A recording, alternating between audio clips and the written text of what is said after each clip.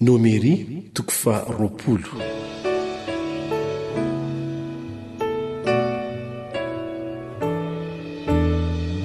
Ny nitobia ny zanak'Israely tao Kadesy sy ny nahadiso any Mosesy sy Arona tamin'izy nampivoaka rano avy tamin'ny vatolampy.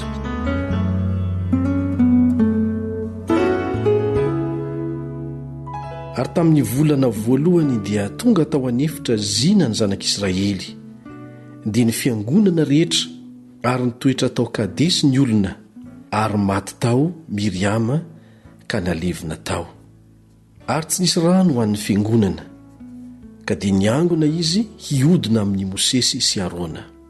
Dia nilahady tamin'ny Mosesy ny olona ka niteny hoe, inay anie zahay mba maty tamin'ny hahafatesan'ny rahalahinay teo anatrehan'i Jehova. Fa nahoana no nitondra ny fiangonan'i Jehova ho amin'ity efitra ity ianareo mba hahafaty anay sy niombona eto? Ary nahoana no nitondra anay niakatra avy tany Egipta ianareo hampiditra anay ho amin'ity tany ratsy ity izay tsy misy voan-javatra na aviavy na voaloboka na ponga ben-danitra akory sady tsy misy rano hosotroina? Dia niala teo anatrehan'ny fiangonana Mosesy sy Arona ho eo anoloan'ny varavaran'ny trano ilay fionana ka niankohoka. Dia niseho taminy ny voninahitry Jehova. Ary Jehova niteny tamin'i Mosesy ka nanao hoe, alao ny tehina ka vorionao sy Arona rahalahinao ny fiangonana ary mitenena amin'ny vatolampy eo masony dia ampiboiboika ny rano izy ary ampivoaka rano ho an'ny olona avy amin'ny vatolampy ianao ka dia ampisotroinao ny fiangonana sy ny biby fiompony.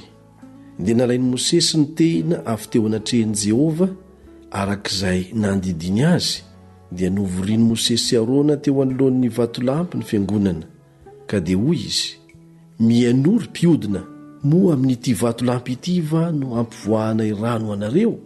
Ary Mosesy dia nanainga ny tanany ka nikapoka ny vatolampy indroa tamin'ny tehina dia niboiboika be dia be ny rano ka nisotro avokoa ny fiangonana sy ny biby fiompony.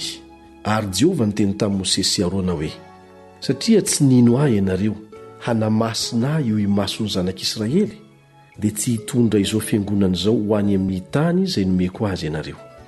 Ity no ranon'ny Meriba izay nilan'ny zanak'Israely ady tamin'i Jehova ka nisehon'i Jehova ho masina tamin'ny nataony taminy.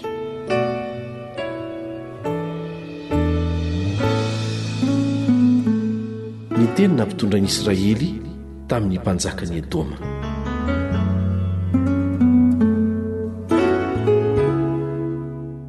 Ary Mosesy dia naniraka olona avy tao Kadesy ankany amin'ny mpanjakany Edoma hanao hoe, izao ny lazain'ny Israely rahalahinao, ianao mahalala ny fahoriana rehetra izay nanjoanay dia nindina ny razanay tany Egipta sy ny toeranay ela tany ary nampahory anay sy ny razanay ny Egiptianina.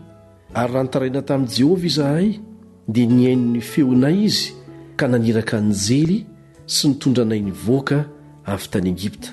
Ary indreto tonga eto Kadesy, tanàna eto amin'ny faritry ny taninao izahay. Koa aoka mba handeha hamaky ny taninao izahay, fa tsy handeha hamaky ny saha sy ny tanim-boaloboka na hisotro ny rano amin'ny lavaka fatsakana akory.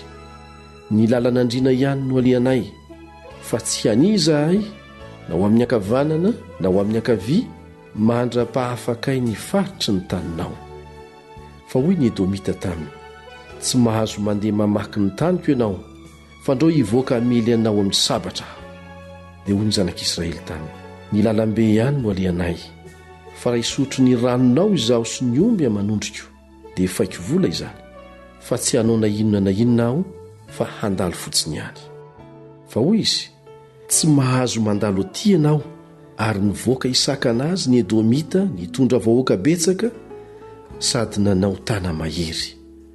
Toy izany no nandavan'ny Edomita ka tsy namela ny Israely hamaky ny taniny ka dia nivily niala taminy ny zanak'Israely.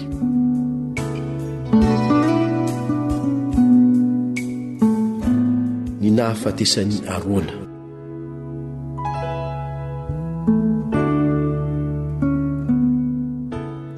Ary nifindra ny zanak'Israely dia ny fiangonana rehetra ka niala tany Kadesy ary tonga teo an-tendrombohitra Hora. Ary Jehovah niteny tamin'ny Mosesy sy Arona tao an-tendrombohitra Hora tao amin'ny faritanin'ny Edoma ka nanao hoe: Arona hangonina ny amin'ny razany, fa tsy hiditra ny amin'ny tany izay nomeko ny zanak'Israely izy, satria nandany teniko teo amin'ny rano Meriba ianareo. Alao Arona sy Eleazara zanany ka ento miakatra ao an-tendrombohitra Hora izy mianaka, dia esory ny fitafiany Arona ka atafio any Eleazara zanany, ary Arona hangonina any amin'ny razany ka ho faty ao. Ary Mosesy nanao arak'izay nandidiny Jehovah, dia niakatra tao an-tendrombohitra Hora teo imaso ny fiangonana rehetra izy telo mianaka. Dia niesoriny Mosesy ny fitafiany Arona ka natafiny any Eleazara zanany, ary maty tao an-tampony tendrombohitra Arona. Dia nidina avy tao an-tendrombohitra Mosesy sy Eleazara. Koa noho ny hitany fiangonana rehetra fa maty Arona, dia nisaona azy 30 andro izy dia ny taranak'Israely rehetra.